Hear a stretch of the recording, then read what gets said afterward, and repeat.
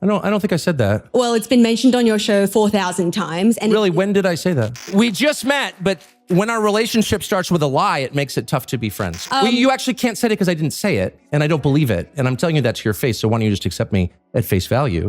Like, that's my position. And if you think that's racist, that's your problem. The whole point of your question was to be like, you're a scary racist. Well, I haven't. And my response is, no, I'm not. Okay, well, how about no more lying in your questions, and then I'll answer it. I've got nothing to do with Hitler. Right, so therefore you support gun control? What? I thought it couldn't get better, but it did. No, I don't support disarming law-abiding people. A sovereign person has the right to defend himself and his family. Period.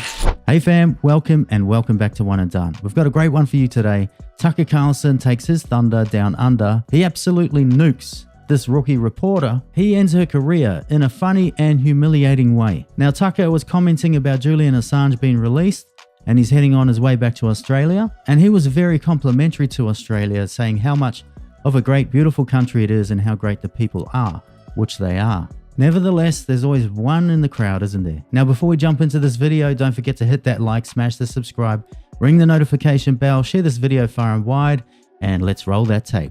Hi, Tucker. Thank you so much for your address today.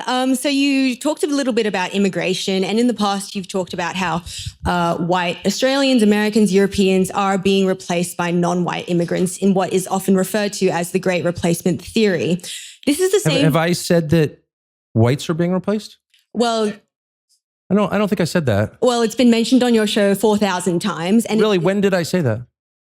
On your show. I said whites are being replaced? You have said that before. Really? Yeah. I would challenge you to cite that because I'm pretty sure I haven't said that. I said native-born Americans are being replaced, including blacks. Native-born Americans. Native-born Americans. And Americans black Americans have been, African Americans have been in the United States for, in many cases, their families over 400 years. And their concerns are every bit as real and valid and alive to me as the concerns of white people whose families have been there 400 years. So I've never said that whites are being replaced. Straight away, this is typical of the mainstream liberal lunatics. They are trying to get Tucker in a gotcha moment. Tucker's a master. He's been there and done that. And Tucker's absolutely right. Everybody's getting replaced. Now, here's the problem. When you import people from overseas, particularly ones that, say, for instance, are coming through the southern border, coming from all over the world, you can't vet these people. Now, if they're really, truly seeking asylum, they've also passed a half a dozen countries that they could have got asylum in. So they're not really seeking asylum. They're coming for other reasons. Now, the 10+ million that have crossed the border, everybody in the US, the taxpayers have to foot the bill for that. And there is no money, so the next generation is going to be paying for it. And you're importing problems from overseas to a place where you're having problems yourself. You're doubling up on your problems. And we've seen the results of this worldwide with open borders. Here's the other problem. If people come from other countries, let's just say impoverished countries, they have issues, they really do need asylum, taking them out is not going to solve the problem because you leave more and more people behind. And those countries are growing exponentially. They're having babies at a far faster rate than you're taking them in over the border, even with an open border. If there's problems in those countries, those people need to stay there and fix those problems if there's problems. Or go to countries where they're more culturally aligned. There's nothing wrong with that. That makes common sense. Why would you go to a country that you're not culturally aligned with, that you don't share the values with? But this young reporter is about to get some slap back from the Grand Master.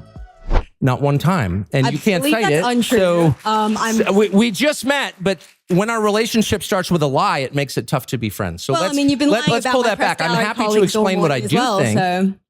So, you actually can't say it because I didn't say it, and I don't believe it. And I'm telling you that to your face, so why don't you just accept me at face value? My concern is that the people who are born in the country are the main responsibility of its leaders. And as noted earlier, when those leaders shift their concern from the people whose responsibility it is to take care of to people around the world to put their priorities above that of their own citizens, that's immoral. And they are being replaced in my country, people who are born in the United States. And the birth rate tells the whole story. They are not at replacement rate. And so the US population is growing because we're importing people from other countries. And my view is that happy people have children, and a functioning economy allows them to do that. And we don't have that. And so you need to fix the economy and fix the culture and make it so that people who want to have kids can. You don't just go for the quick sugar fix of importing new people. Like, that's my position. And if you think that's racist, that's your problem. Exactly. You need to fix the economy, reduce the spending, empower your own people, and then they will have families and everything will take care of itself. you'll have better people, especially if they're raised by two parents. And that gives them the foundation to be productive citizens. You can then meet the people where they are in their own country and help prop them up. And you can lead by example, and they can see the example that you're setting. The problem with the US at the moment and the Western world in general is it's very hard to prop that society up because it's falling to pieces because they're going around trying to virtual signal and try and please everybody and end up pleasing nobody. And Tucker's right. She did try to paint this picture that he was a racist. She tried to paint him into a corner. And Tucker wasn't having that. Someone should have told this rookie. I never called you a racist. But of course you are suggesting, and I must say one of the reasons people don't like people like you in the media is that you never say exactly what you mean.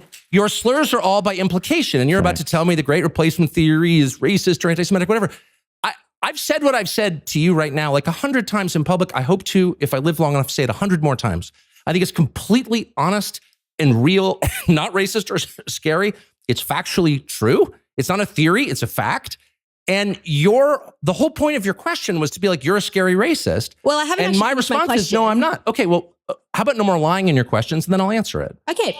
Well, this is the same theory, or as you say, idea that has inspired the New York Buffalo shooting, where 11 Black Americans were killed. You know what I mean? Americans were killed. Like, it's also inspired. It's not. First of all, it's inspired one of the worst Australian guys. How do they get people this stupid in the media? I guess it doesn't pay well.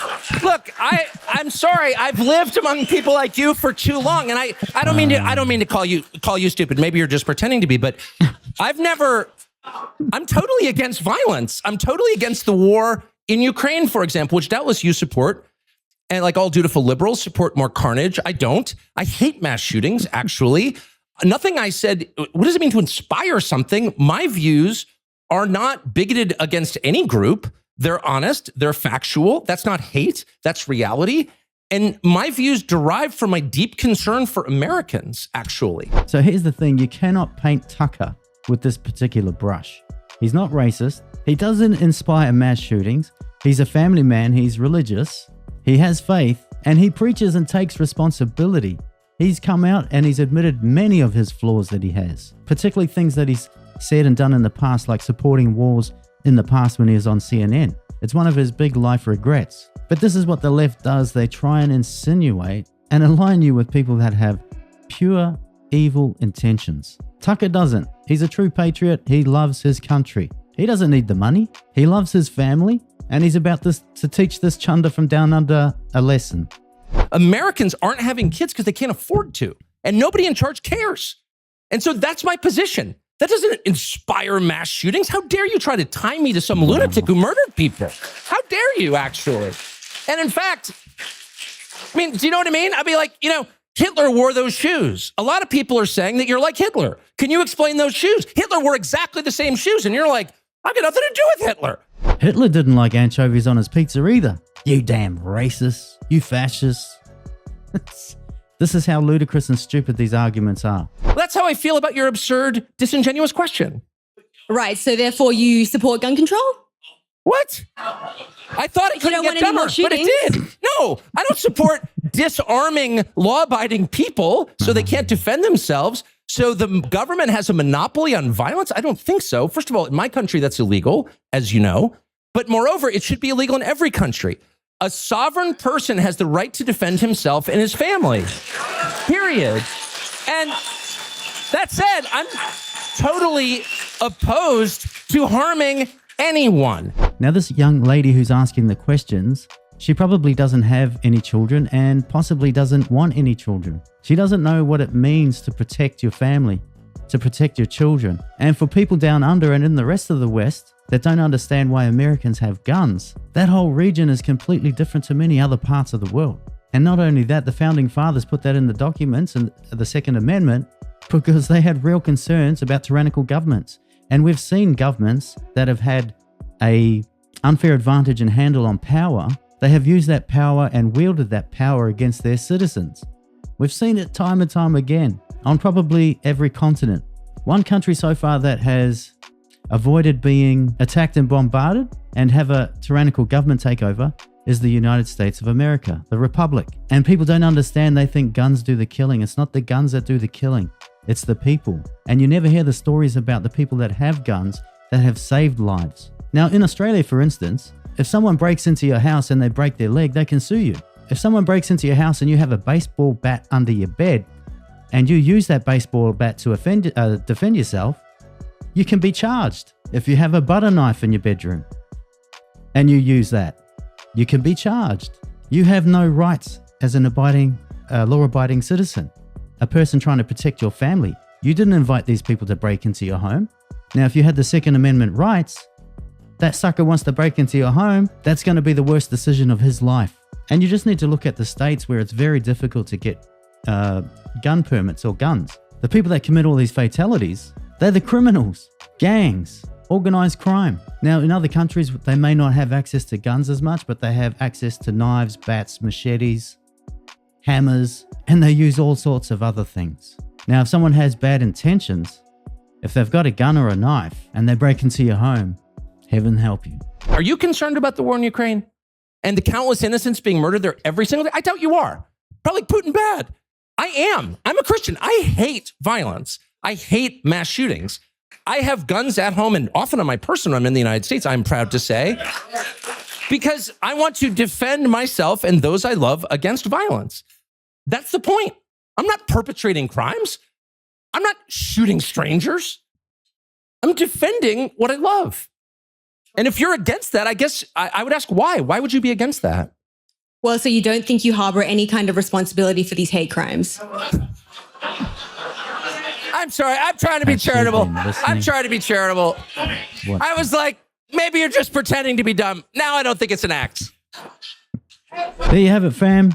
I think this woman's career just got nuked. She took on the big dog, Tucker Carlson, and he put her in her place. Tucker's been around the block too many times, and he brought his thunder down under. But let's be honest, she was not coming from a genuine place. And Tucker definitely put her in her place. The boss probably said, hey, here's some talking points, go slap him with this. How did she come up with he said this 4,000 times? Did she literally sit there and count every episode Tucker did on Fox? And she claimed he talked about the replacement theory 4,000 times. Those hours of research did not pay off at all. Anyway, leave your thoughts in the comments section. Now, if you want to support the channel, hit that like, smash the subscribe, ring the notification bell, and I'll definitely catch you in the next video.